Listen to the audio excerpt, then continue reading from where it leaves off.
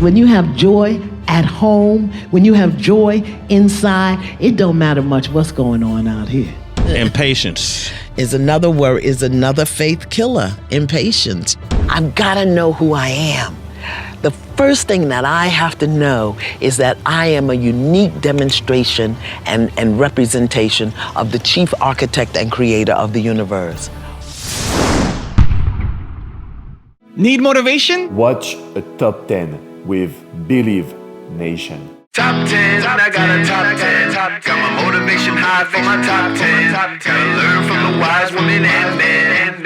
All my life, like 9 and 9. For my top 10, top 10, 9 and 9. This one's for my top 10. Hey, it's Evan Carmichael, and I make these videos because chances are you are the most ambitious person in your circle, but you know you're capable of more. And you get that push by surrounding yourself with the best. So today, let's learn from one of the best, Iyanla Vanzant, and my take on her top 10 rules for success. Enjoy. Okay, let's kick it off with rule number 1. Know who you are. I've got to know who I am. The first thing that I have to know is that I am a unique demonstration and representation of the chief architect and creator of the universe. All that God is, I am. I have to know that. I have to know that, otherwise I'll continue to believe in separation. Rule number 2, try new things. Spiritual code of conduct says, do not stay where you don't want to be because you've convinced yourself that you ain't got nowhere else to go. Don't leave me out here by myself. All y'all on them jobs you hate.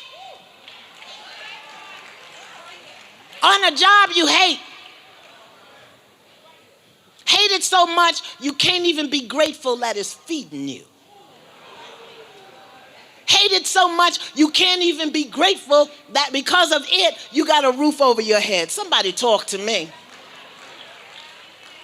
You hate it so much till you go there every day complaining and you're meaner than a wet damn cat. You're so mad that when you get your paycheck, you waste your money. Somebody talk to me over here. 'Cause I think somebody right up in here might need this message. Don't put your face ugly with me if I'm stepping on your toes now. I'm loving on you, beloved.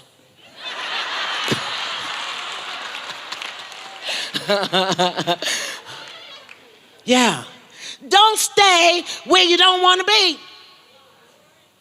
Do your practice, get your vision, ask for what you want, and be willing to do something new. That's what the spiritual code of conduct say. Rule number 3, pursue joy. I never really aspired to happy because happy is usually determined by external factors. I go for the joy. Because when you have joy at home, when you have joy inside, it don't matter much what's going on out here. You understand? You got your joy. And you can come home to your joy no matter what is going on in the world. Far too many of us have our happiness, our peace, our joy, our value, our worth hooked into some external stimulation. And then we wonder why we're stressed out and overweight and can't sleep. I learned a very powerful lesson last June. I have never been sick a day in my life, not ever. I've never had a cold, and I don't get the flu shot. I do my wheatgrass, I do my prayer, I do my 40 days of fasting, fruit and vegetables, once a year, from the 1st of January to the middle of February. I do my things that my spirit tells me to do. So I went to Jamaica last June to speak, and there I just became deathly ill. I didn't even know I was ill because I had never been ill. I thought I had food poisoning.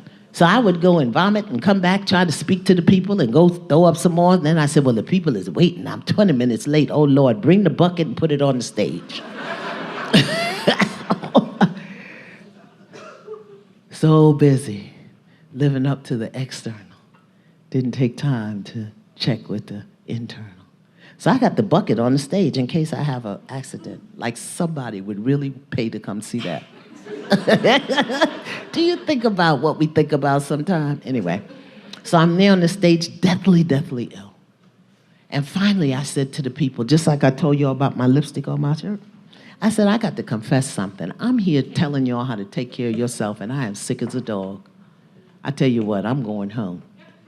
I'm going somewhere and lay down. Hopefully this is food poisoning, and if I'm not dead tomorrow, I'll come back. Rule number 4, take accountability. How did you learn to fix your own life and learn to trust when everybody in your life, particularly in your family, had let you down? I started paying attention. I started taking copious notes to my own behavior because I had a choice. I could either blame them and be upset with all of them, all of whom were dead. Pointless. Or become accountable and responsible. They taught me to do the wrong things, but I voluntarily continued to do it.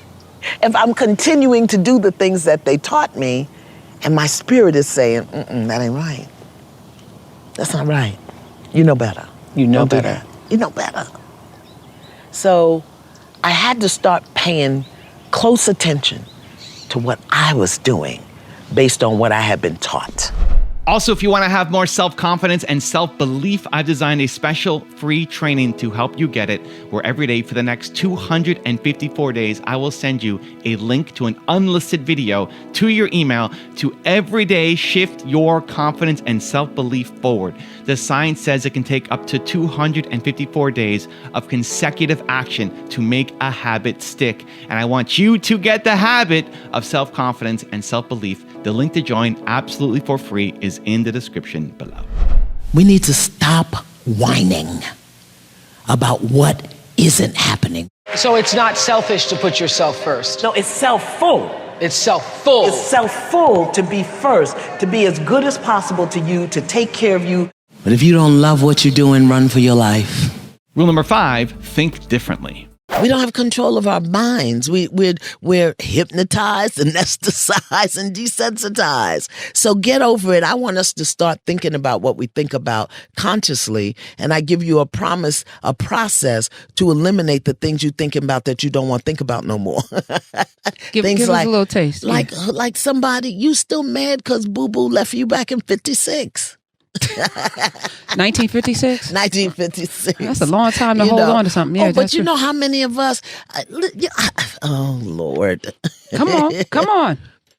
We got time. I have to put it in this context, beloved, because I just, I don't want people to think it's shallow.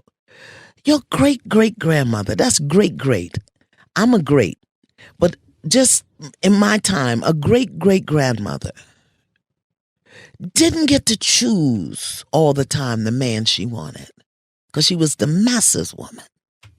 Just a great. She didn't get to choose who she slept with. She didn't even sometimes get to choose to keep her darn babies. We go to the bar and pick up Boo-Boo the fool, bring him home the same night and give him a key and then get upset when he leave. I can't take it. I can't take it. So we got to start thinking different and really understand the sacrifice that we come from, the legacy that we come from. Not feel bad about it, not just be mad about it, but understand where we are. And then, as Dr. Naeem Akbar says, elevate the history so that we can use the lessons in our lives today. Rule number 6, be patient. Impatience is another faith killer. Impatience, it takes 9 months to have a baby, and so it may happen in 8.5 months. It may take 9 months and 2 weeks, but you can't have a baby when you're only 3 months pregnant. You just can't have it. It's not going to work. It's not going to work. So impatience is another trust issue where we're saying, we can't see it, so we don't know what's happening, what's going on. And impatience is the abortionist because impatience will lead you to do things that will abort the dream, abort the vision, abort whatever it is. Because if you cut the womb open while the baby's developing, you're going to abort. So impatience is the abortionist of good things. Rule number 7, ask for help. Do not act like you know when you don't know. And do not act like you don't know when you do know. Some of y'all know you out of order as hell. And you acting like, what? Some of you know you don't need to be out there buying another piece of fried nothing in that marketplace. You know right now your sugar high as hell. Sneaking around the little pole trying to eat up that little piece of praline. Put that thing down. Don't act like you don't know when you know. And don't act like you do know when you don't know. You know, one of the beauties for me of Fix My Life is people have become willing to ask for help. We don't know. So many of us just don't know. We don't know how to do this. We don't know how to be successful. When they called me and told me that they wanted my product on HSN, they told me I needed a Dun & Bradstreet number.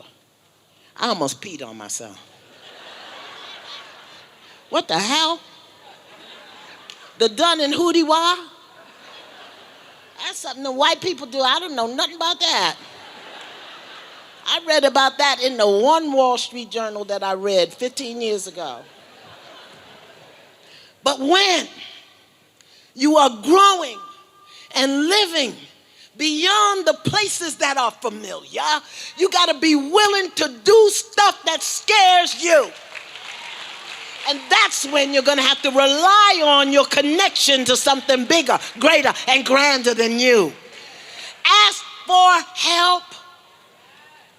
Do not be so willing to buy real estate in what is comfortable and familiar in your own mind.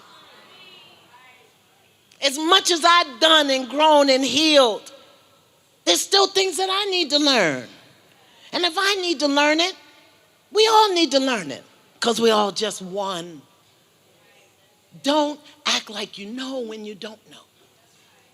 Ask for the help that you need. And don't act like you do know that you don't know when you do know.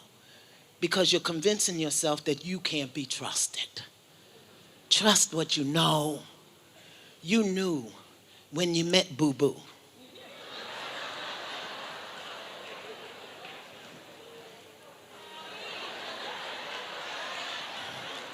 You know he was crazy as hell.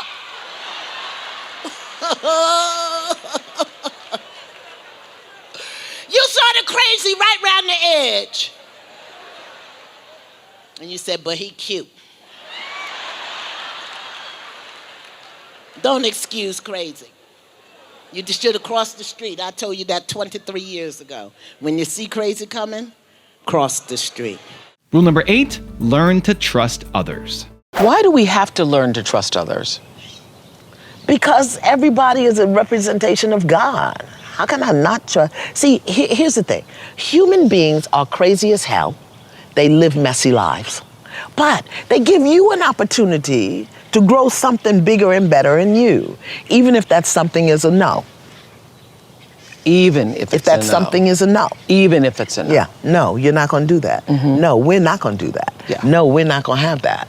No, you will not treat me like that. You know? So trusting humans is important because they give you an opportunity to grow that something you need, gives them an opportunity to learn. Rule number 9, have a clear vision. How have you found a way to align yourself with the seasons of your life instead of acting as if every single day is output, output, output? Impregnate yourself with the vision and the intention first. Mm-hmm. I made that mistake. I got all caught up in, I got to do 30 cities, and we got to do the marketing, and we got to do this, and like out on the West Coast, the tickets weren't selling and everything, and I was like in freak out mode, and I thought it was because Phoenix had a lot of white people, they didn't want to come see me, so I was writing a good speech for the white people to come here, as if the white people knew I was writing a speech, and they didn't know. And then, I got convicted in my spirit, and I hadn't sat down, I hadn't created the vision, I hadn't created the intention. I was focused on selling tickets and not delivering the message. So I had to correct myself. So I would say to all young women, whoever you are, because, you know, giving life, bringing forth life, whether you have children or not is not the issue. The issue is that we bring forth lives. So before you do anything, sit down and get the vision. Impregnate yourself with the vision. And then impregnate yourself with the intention. I'm not on tour at my age because I need to make money or sell tickets. I'm on tour at my old ass age because and I didn't realize how old I was till I got to city number 3 and I was like, okay, wait a minute. I'm dying. Oh my God. In 99, you know, I did 26 cities like this, but that was a while ago. Yeah. I'm on tour to speak into people's souls, not through the TV screen. I have a message that I have received from the ancestors and the Holy Spirit, and to speak it into their soul. And rule number 10, the last one before a very special bonus clip, is forgive on all levels. What I discovered is the reason many of us don't experience the full benefit of forgiveness is because we do it begrudgingly, we do it out of force, and we do it on one level, in the mind. But in order for forgiveness to truly anchor in your body and free up your energy, you've got to forgive the thought, the feeling, the belief, and the action. You got to forgive on all levels. And most of us are just forgiven intellectually. Now I've got a very special bonus clip that I think you're going to enjoy. But before that, it's time for the question of the day. I want to know, what was your single biggest takeaway from this video and your plan of action for the next week? When you get motivated, inspired, you have a 35% chance of following through. But when you get motivated, inspired, and you create a plan of action, you have a over 90% chance of following through. And when you share it with other people, it jumps to 95% chance. Your likelihood of following through. And so I want that to be you from this video. We don't just watch videos here, Believe Nation. We do something. We take action. So I want to know your single biggest takeaway from this video and your plan of action for the next week. Leave it down in the comments below because I want to celebrate you. Do not allow things and people to diminish your light. Do not hold on to things and people that diminish your light. Do not hold on to things and people and beliefs and ideas and pathologies and traditions that diminish your light. Everything you hold on to has to up-level you. Everything. Listen, now let me just say this. Excuse me, elders. Forgive me for what I'm about to say. Not right. Now, if you got you a little sex toy, whether it's living or mechanical, you don't have to let that go. You don't have to let that go.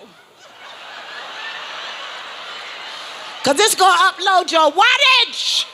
Make you happy.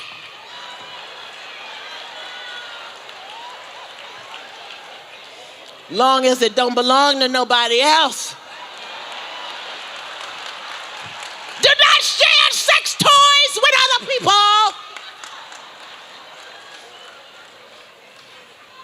Oh, everything don't have to be holy and spiritual, Miss Iyanla. If your sex toy ups your wattage, hold on to it. Don't let it go.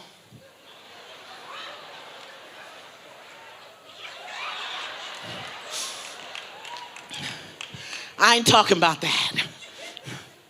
I'm talking about holding on to anger and shame and guilt and lies people told you about yourself that you believe. I'm talking about holding on to unforgiveness. I'm talking about holding on to upset. I'm talking about not forgiving your mama and your daddy and your baby daddy and your baby mama and the teacher and the lady that crossed her eyes at you crossed the bank window. That's the kind of stuff I'm talking about. I'm talking about holding on to it coulda and it shoulda and why they didn't and why she did.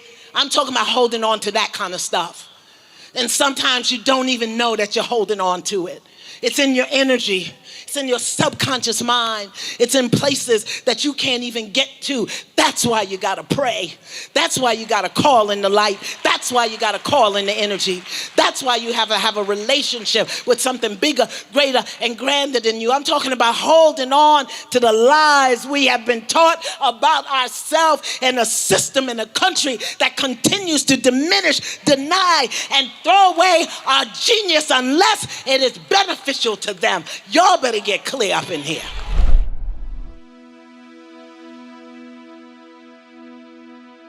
If you want 10 more amazing rules from Iyanla, check out the video right there next to me. I think you'll enjoy it.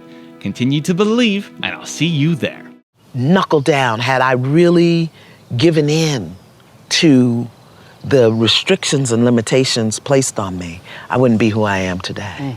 It was my talking that saved me.